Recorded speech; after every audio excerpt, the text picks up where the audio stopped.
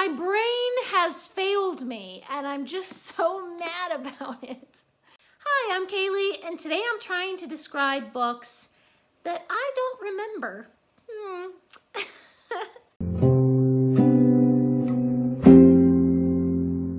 So a while ago, actually about a month ago, I went through my Goodreads, kind of just scrolling through books that I've read years and years ago that I have no memory of ever reading. Like, Goodreads says that I read it. Some of them even have a review on them. They have a star rating, but I have no memory of that book. So I wrote myself out a list of just the titles of the books. I'm gonna put up the book covers here for you guys to see, but I will not be able to see the book cover. I mean, I saw the book cover like a month ago when I was looking these up on Goodreads, but I haven't seen the book cover since. So there's no way I can look at the back of the book or even get any kind of clue from the actual book cover. Oh boy. So I've even forgotten what's on this list because I made this list like a month ago and then just never filmed it. So now we're filming it and this is gonna be insane. Please do subscribe and give this video a big thumbs up if you are enjoying it. It really helps me and makes me happy to think that you're enjoying my videos. So I'm gonna first tell you each of these what I think it might be, and then future Kaylee is going to go and actually look up what these really are, and then I'm gonna come back and tell you what they really are.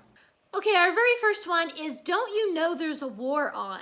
I'm assuming that there is a war on. I have a vague recollection that it's like World War I or World War II, and these kids are trying to survive on rations, and I don't know, I have a vague memory of something about a sweater. Maybe that was a different book. Something about how they unravel the yarn from a sweater and then knit a new sweater in a smaller size for a child. Am I at all correct? I have no idea.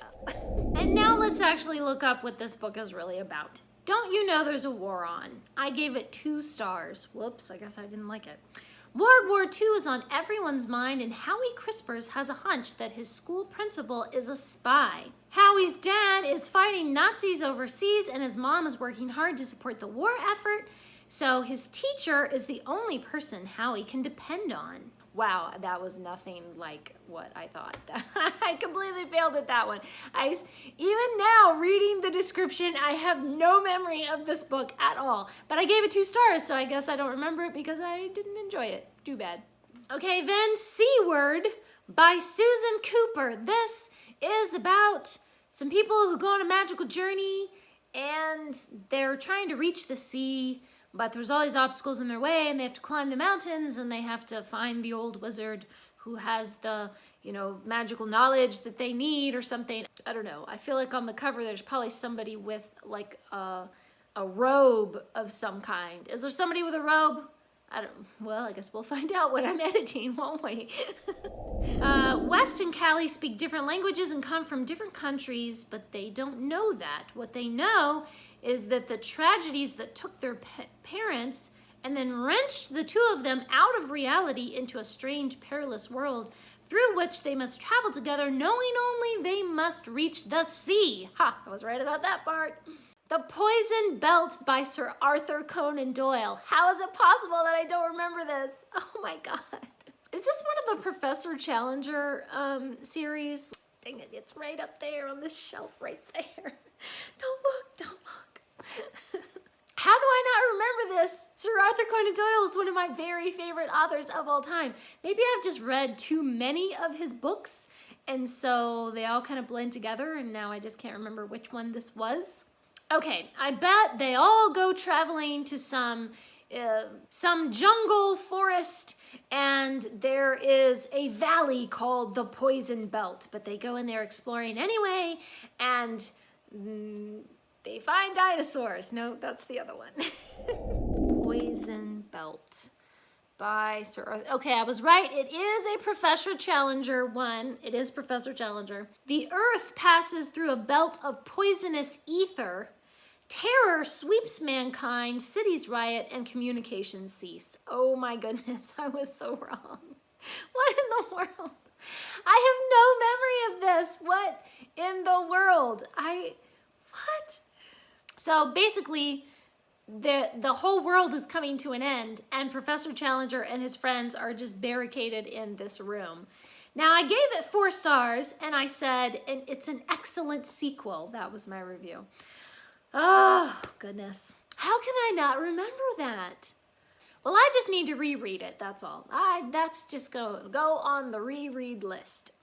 Now, this next one makes me really sad. The Bride of Lammermoor by Sir Walter Scott. How can I not remember Sir Walter Scott, another one of my favorite authors? I feel like I've just read so many of his books, though. Again, they all kind of blend together, and I can't quite remember which one was The Bride of Lammermoor. I'm gonna say that it's set in Scotland, because a lot of them are. And I guess there's a bride who marries somebody named Lammermoor, probably. I'm so tempted to just be like, right there. There's all the Sir Walter Scott right there. Just want to look over there and see what's up. But I shall resist the temptation. I'm so disappointed in myself for not remembering this one. For Lucy Ashton and Edgar Ravenswood, acts of heroism are thwarted and love is doomed. Oh no, goodness. Well, I gave it 5 stars. I mean, it's Sir Walter Scott. You have to give it 5 stars because Sir Walter Scott is amazing. And I wrote quite a lengthy review too. Beautiful, tragic romance that made me cry at the end. How do I not remember this? It made me cry. Oh, I love the characters and the storyline. The writing is exactly designed to sweep one away to another world, another time. Obviously, I loved it. It had an emotional impact on me. How is it possible that I can't remember the particulars of this? Dark prophecies, ominously symbolic events. I don't remember any of this. Sir William Ashton has used his power to claim the Ravenswood estate, leaving Edgar to brood on his family's wrongs in the lonely tower of Wolf's Crag. His desire for vengeance is eventually defeated by his love for Sir William's gentle daughter. But man, I mean, look at them. What a cute couple. Tragic heroes. Look, I even have like a little post-it in here where apparently I marked something that I thought was interesting. Well, this, I just have to reread this because I'm just so mad at myself for not remembering it. Even now when I'm like literally looking right at the description and looking at my own review. When did I read this? Let's see. I read this in 2011. Okay, so it hasn't even been that long. How do I not remember this? My brain has failed me, and I'm just so mad about it. Okay, well, this is going to be reread for sure. Okay, Secondhand Magic by Ruth Chu. Okay, so this is about some kids, and they find some old magical object, but it's secondhand magic, so the magic doesn't work for them. It only works half as well as it should. I'm completely spitballing here. I have no clue what this is about. I'm just making it up. Okay, so now let's find out what it really was about. I'm looking it up here. 2 children acquire a magic kite and with some secondhand items from a nearby store, enjoy a series of magic adventures. I gave this one 4 stars, so you'd think I would remember it. And my review is a funny little story, very sweet, and I liked the kite imagery. That was my entire review. I didn't used to write long reviews like I do now. You'd think, though, that with 4 stars, I would have remembered it. Okay, then another one, Mostly Magic by Ruth Chu. I'm probably mixing these up. Maybe Mostly Magic was the one where they found an old, like, magical artifact. I don't know. We will never know. Mostly Magic. Okay, let's see. Mostly Magic. This is where they go traveling on a magic carpet, and they have all these adventures traveling around the world on a magic carpet. I don't know. That's probably wrong. I'm probably thinking of Phoenix and the Carpet. That's what I'm thinking of, is Phoenix with the Carpet, where they go on adventures with a carpet. But this is not that. Okay. And here is Future Kaylee with the answer. From the day Pete comes to fix a leak in the house and his miniature ladder opens up into a full-size one, a brother and sister experience a series of magical adventures. Okay, this I do sort of remember. I remember a handyman coming to the house and bringing magic into the children's lives. So that I actually do remember. I gave this one 3 stars and I didn't write a review. Okay, Catherine Called Birdy. This is about a girl growing up in medieval times, and I feel like maybe she's secretly royalty or nobility of some kind, but she's been like marginalized and just thrown aside. Because she's a girl, she can't inherit or something. I don't know. Is that even close? I don't know. All right, let's find Catherine Called Birdy. Catherine feels trapped. Her father is determined to marry her off to a rich man. But by wit, trickery, and luck, Catherine manages to send several would-be husbands packing. So unfortunately, I gave this one 1 star. No wonder I didn't remember it. And my review is not so great, awkward writing, and boring plot. Oh no. Well, no wonder I didn't remember it. There you go. As the waltz was ending, I have a vague recollection of this being about ballet or dance. Well, I mean, it says waltz in the title, so maybe this girl has a big rivalry with some other ballerina, and they duke it out in dance class. As the waltz was ending. All right, let's look that up. Oh, I don't remember this cover at all. Dear me. The inspiring, haunting, real-life autobiography of a young girl who wanted to be a dancer with the Vienna State Opera and did, and also ended up marrying a young American paratrooper. Wow, that was, what? What in the world? Well, I gave it 2 stars, and I did not review it, because I didn't used to review stuff as much back in the day. So, let me see. I read this in 2012. No clue. Wow. The Oakdale Affair. I want to say this is a murder mystery. It's like one of those whodunits in a big British mansion or something. Other than that, I have no idea.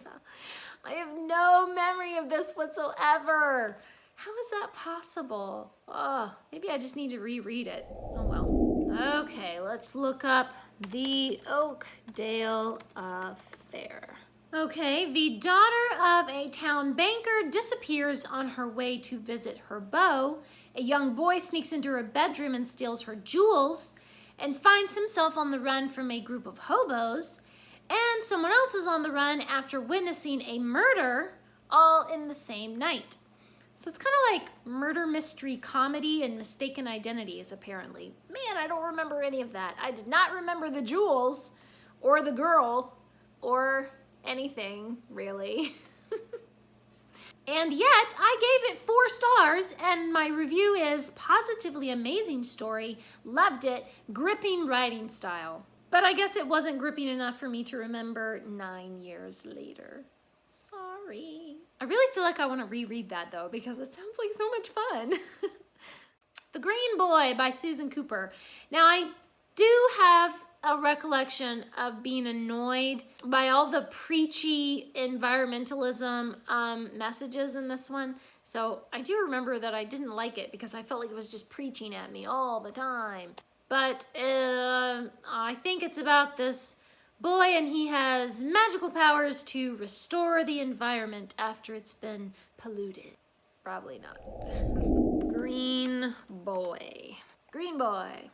Trey and his little brother Lou find themselves mysteriously transported to Pangea, an alternative universe where pollution and overdevelopment have all but destroyed nature. A militant underground environmental group greet them as the prophesied heroes who will save their world. So yeah, I did remember the environmentalist stuff that I felt like was constantly being preached at me, but I didn't remember anything about them traveling to an alternative universe.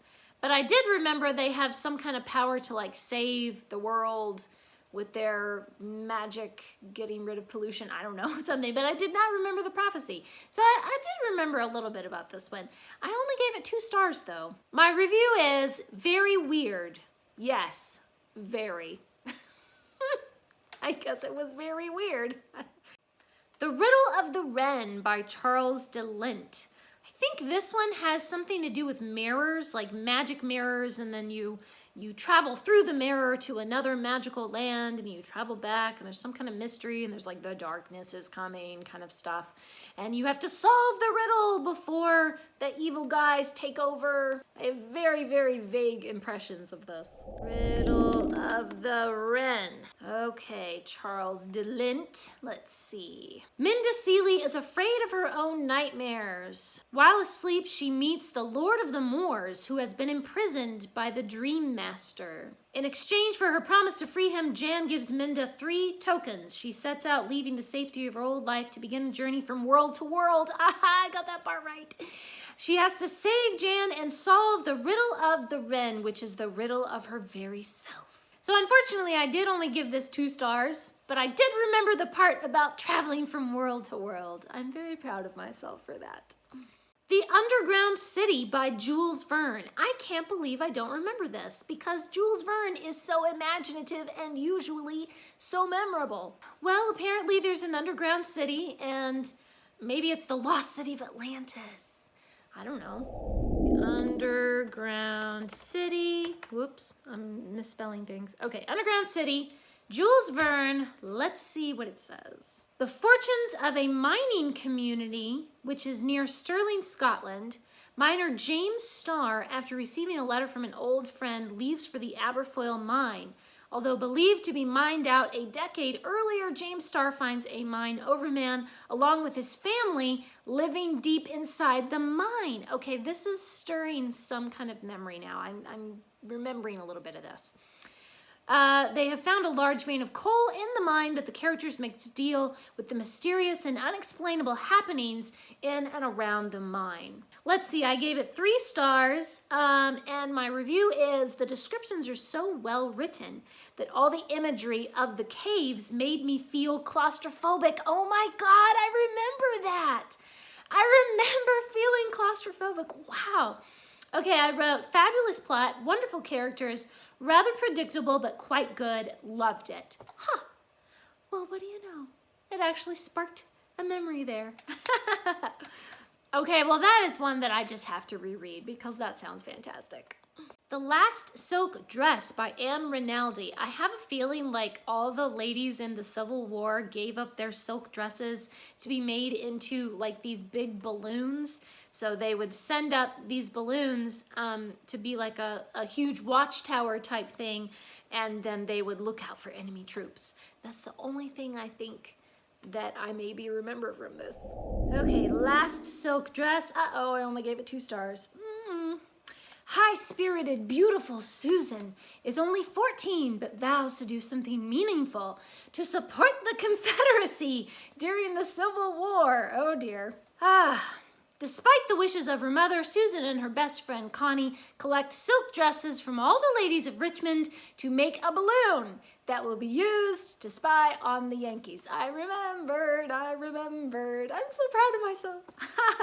However, the issues behind the war aren't as obvious as Susan thinks. Does she have the courage to do what is right, even though it may hurt the ones she loves? Susan unlocks secrets that force her to rethink and challenge the very system she was born into. So it sounds like she starts out, I think I remember this now, she starts out helping the Confederates, and then she ends up being a spy for the Union because she discovers that, well, the Confederates just have some messed up ideas. And I was right about the balloon. Ha ha ha ha ha. Suddenly at His Residence by Christianna Brand. Now this one I know is a murder mystery, and the guy dies suddenly at his residence. Other than that, I have no clue what this is about. Typical murder mystery stuff, I'm assuming. Okay, so in the height of an English summer, grandfather is found dead in the little Grecian lodge on the estate. I knew there was some kind of big estate thing. Inspector Cockrill has reason to believe that Sir Richard met with an untimely death, and the evildoer is among the genteel family gathered at the manor. So yeah, just your basic, like, everybody's gathered at the manor, somebody dies, and they have to figure out who is it, who done it. Now, I gave this 5 stars. Christianna Brand is an amazing, amazing writer. So I wrote in my review, sharp writing, fabulous plot, delicious characters, thrilling suspense, and action to the very last page. Love it. Okay, I have to reread that because that sounds incredible and I need to remember some of the details, of this murder mystery. And then we have Ever by Gail, Carson, Levine. Now, she writes a lot of fairy tale retellings, so I'm going to assume this is one of them, but I can't remember if this is the retelling of Snow White or if this is the retelling. What was that other one that she did? Was it a Rumpelstiltskin retelling? Man, I've read so many of her fairy tale retellings. Again, they're all kind of like, they're all the same. They all just run together in my mind. So I'm gonna think this is probably the Rumpelstiltskin one, maybe. No? Well, it's some kind of fairy tale retelling. It's something. The authors created a stunning new world of flawed gods, unbreakable vows, ancient omens in the spellbinding story of Kezzy, a girl confronted with a terrible destiny. Attempting to thwart her fate, Kezzy and her love Olus, the god of wind and loneliness, embark on a series of dangerous and seemingly impossible quests. What? I still have no memory of this. That doesn't even sound like a fairy tale retelling. That doesn't sound like anything like what? Okay, so I gave it 3 stars and I said not her best work, but still a good one. Read it in one day, but it didn't really grab me the way some of her other books have. I don't know. I still have no memory of this at all, though. Apparently, it's not one of the fairy tale retellings that I'm used to seeing from this author. So, what is it? I don't know. Then we have The Gray Mask. This is actually the very first book in the Miss Silver murder mystery series by Patricia Wentworth. I'm gonna guess that there's some kind of gray mask that is like an amazing old artifact, and it's so valuable that someone has been murdered to get the mask. And now they're gonna sell it on the black market and make a bunch of money, but Miss Silver will be there to stop them. Okay, let's see. After Charles was jilted at the altar by Margaret, there's a promising beginning, he discovers she is mixed up in a vicious kidnapping plot masterminded by a sinister figure in a gray mask. So I was completely wrong about the gray mask. It's not an artifact, it's just a mask. So I did give this 4 stars, so this one might be worth a reread. And another Patricia Wentworth that I can't remember from the Miss Silver series is Poison in the Pen. I'm gonna assume that there's not real poison in a pen, but it's like somehow this person's poisonous words have created this murder mystery scenario. Or maybe there is real poison in the pen. When the quiet village of Tilling Green is plagued by an outbreak of poison pen letters and then a mysterious suicide, Scotland Yard dispatches Miss Silver to investigate. Let's see, I gave it 3 stars. I still don't remember anything about it. That's just not a lot of information to go on. And the very last book that I can't remember is, unfortunately, an Agatha Christie, Postern of Fate. Again, this is an author that is one of my favorites. I've read so many of the other books that they just kind of all run together in my mind. Postern of Fate. I don't even know if this is a Poirot or a Miss Marple or what it is. Oh, it's Agatha Christie. It could be anything. So this is about a young girl who is trying to make it as a secretary, and she lives in these dinky apartments, and then she meets a wonderful rich man and she falls in love and she gets married, and then she is murdered, and her husband is on the hunt trying to figure out who murdered her, and he finds out all these terrible things about her past. I don't know. I'm completely making it up. I have no idea.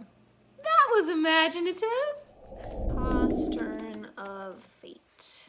Oh, it's a Tommy and Tuppence. No wonder I don't remember it. I don't even like Tommy and Tuppence. Oh, for Pete's sake. Tommy and Tuppence have just become the proud owners of an old house in an English village. Oh, I kind of remember this. Along with the property, they've inherited some worthless bric-a-brac, including a collection of antique books where they come upon a series of apparently random underlinings. However, Tuppence writes down the letters, and they spell out a very disturbing message. Mary Jordan did not die naturally. And 60 years after the murder, Mary Jordan's enemies are still ready to kill.